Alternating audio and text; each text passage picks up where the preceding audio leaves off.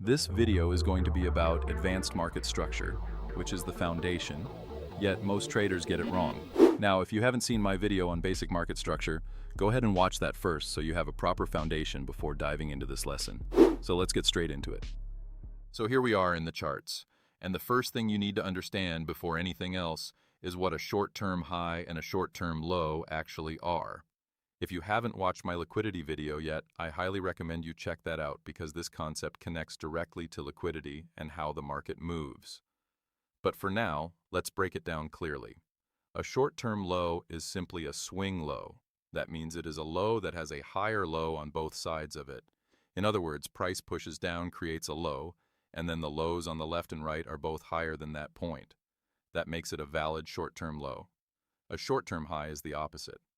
It's a swing high where the highs on both sides are lower than that high. Price pushes up, forms a peak, and then the highs on the left and right are lower. That's your short-term high. These are the basic building blocks of structure. If you cannot identify short-term highs and lows, you cannot properly understand intermediate or long-term structure. Everything builds from here. Now, once we understand short-term structure, we move to the next level: intermediate-term highs and intermediate-term lows. Looking at this section of price action, you can see multiple short-term lows forming. But here's where it gets important. When you have a short-term low that has another short-term low on the left and another short-term low on the right, that specific short-term low becomes an intermediate-term low. Why? Because it's a swing within swings. It's structure that is strong enough to be respected on a larger scale. The market attempted to push lower multiple times, and that central low stands out structurally. The same logic applies in bearish conditions. When you have a short-term high that has a short-term high on its left and another short-term high on its right, that becomes an intermediate-term high. It represents a more significant turning point within the current range. So intermediate-term structure is essentially built from clusters of short-term structure. Now, there's also another type of intermediate-term high and low that you need to understand, and this is what I call a rebalanced intermediate-term high or low. This happens when price trades into a fair value gap and rebalances inefficiency. For example, price drops aggressively, leaving a fair value gap behind. Later, price trades back into that fair value gap, fills or partially rebalances it, and then reacts away with displacement. That reaction forms an intermediate-term low. The same thing applies in reverse. If price trades up into a fair value gap, rebalances that inefficiency, and then trades away strongly, that reaction forms an intermediate-term high. So now you can see that intermediate structure can be formed either through pure swing structure or through rebalancing inefficiencies in the market. Now let's move one level higher: long-term highs and long-term lows. A long-term low is formed from a reaction off a higher time frame level. That higher time frame level could be higher time frame liquidity, a higher time frame order block, a major discount array, or any significant higher time frame point of interest.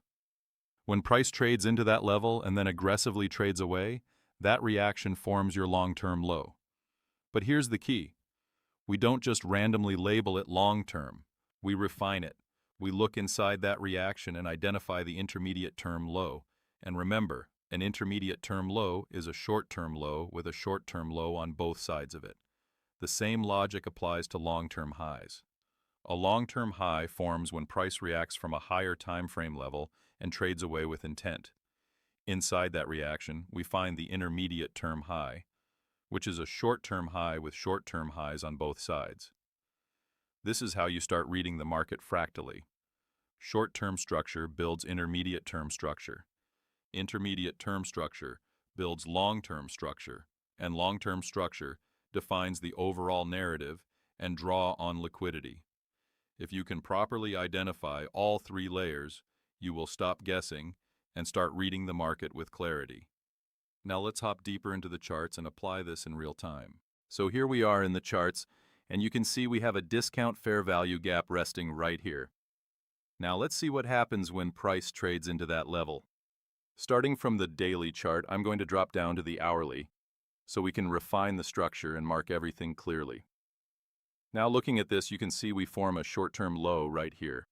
That low then gets swept, creating another short-term low. At this point, if this is going to develop into a long-term low, we need to see another short-term low form on the right side of it. And that's exactly what happens. We form another short-term low on the right, which now confirms this as our long-term low. The reaction off the higher time frame discount level is what gives it context, and the short-term lows on both sides confirm the structure. Now, if we're going to create an intermediate term low within this move, what I want to see is a sweep of a short-term low. So as we let price play out, we get that sweep. At the moment of the sweep, this is only a short-term low. It has not yet been confirmed as intermediate term structure. I'm anticipating it to become an intermediate term low if price reacts properly from this level. What do I need for confirmation? I need a short-term low to form on the right side while price continues higher. And ideally, if we're truly bullish, I don't want to see price come back and violate that swept low. Price then trades into the fair value gap, reacts, and forms another short-term low. Now this changes things. Because we have a short-term low on the left and now one on the right, the swept low becomes an intermediate term low. At this point, if we're going to continue trading higher, I do not anticipate that intermediate term low to be violated. As price continues, we create another small short-term low here and start expanding higher. Then we form another short-term low. Eventually, this short-term low gets swept. Now again, this sweep alone only creates a short-term low. It does not automatically make it intermediate term. I need confirmation. So we wait. Once price forms a short-term low on the right side, that swept low is now confirmed as an intermediate term low. And once confirmed, I do not want to see that low violated if the bullish narrative is correct. You can see we get a bit of consolidation, another short-term low forms, and price continues to expand higher. Then we see down close candles that leave behind a fair value gap.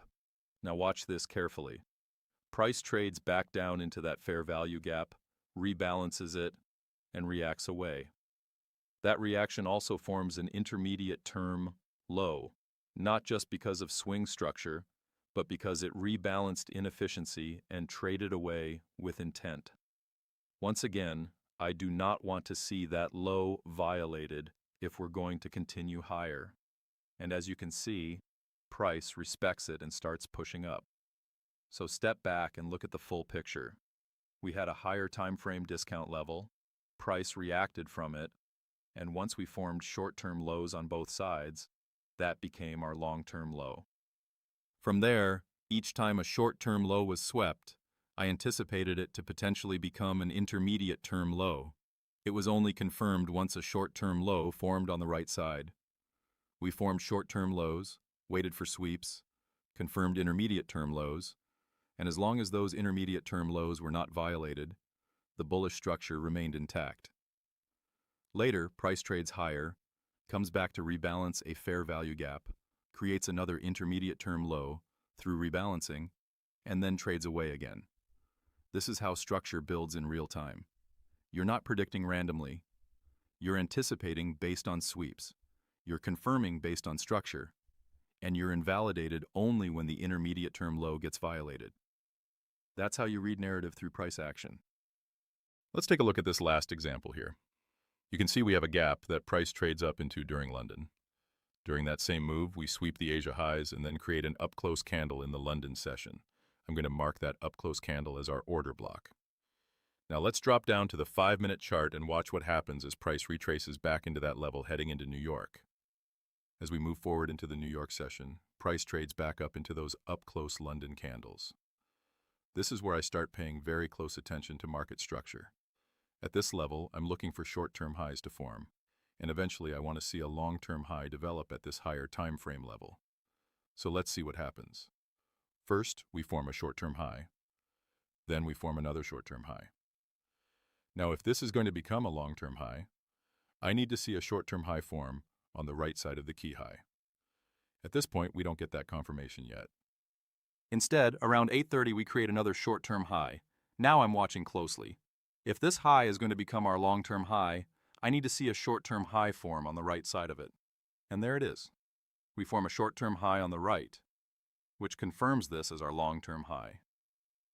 The reaction from the higher time frame level combined with the structure on both sides gives us that confirmation. Now that we have a long-term high, the next step is identifying an intermediate term high. To form an intermediate term high, I'm looking for a sweep of a short-term high. So I mark out the recent short-term highs and wait. We form another short-term high, but it hasn't been swept yet. I'm still waiting for that sweep to occur to potentially create an intermediate term high. Then we finally get it. Price sweeps this high and actually takes the previous high as well. At that moment, it is still just a short-term high. It only becomes intermediate term once we get confirmation. So what do I need? I need a short-term high to form on the right side of the swept high. And there we go. We form a short-term high on the right. That confirms this as our intermediate term high. Now, if my bearish narrative is correct, I would not expect price to trade back above that intermediate term high before delivering lower, specifically toward the original consolidation or the sell-side liquidity resting below. Notice what price does next. From that intermediate term high, price drops, then pulls back up into a premium, right back into those up-close London candles, and forms another short-term high. Ideally, from there, price should deliver into sell-side liquidity. And that's exactly what happens. Price drops and runs the lows. This is a perfect example of using advanced market structure in a situation that otherwise looks choppy and unclear. There weren't any clean, obvious fair value gaps to enter from. The price action wasn't particularly clean. So instead of forcing a fair value gap entry, we used structure. We identified the higher time frame level. We waited for a long-term high to form. We waited for a sweep to create an intermediate term high. We confirmed it with structure on the right. And then we anticipated delivery into sell-side liquidity. That's how advanced market structure gives you clarity when the chart isn't clean. All right, so that wraps up this example on advanced market structure. The key thing I want you to understand is this. When the chart looks choppy, when there aren't clean fair value gaps, and when price isn't giving you textbook entries, structure is what keeps you objective. Short-term builds intermediate. Intermediate builds long-term. And long-term defines the narrative. If you can learn to wait for the sweep, wait for the confirmation, and only act once structure is validated on the right side, you'll stop forcing trades and start trading with intent. Don't just watch this once and move on. Go back into your own charts. Mark out the short-term highs and lows. Track the sweeps. Identify where intermediate term structure forms. Replay sessions and study how price delivers after confirmation. That's how you actually internalize this. If this helped you, make sure you like the video, subscribe to the channel, and share it with someone who needs to understand market structure properly. If you want to connect with me, join the Telegram and Discord. Links are in the description. And if you want to learn directly from me, check out the mentorship link below. I'll see you in the next one.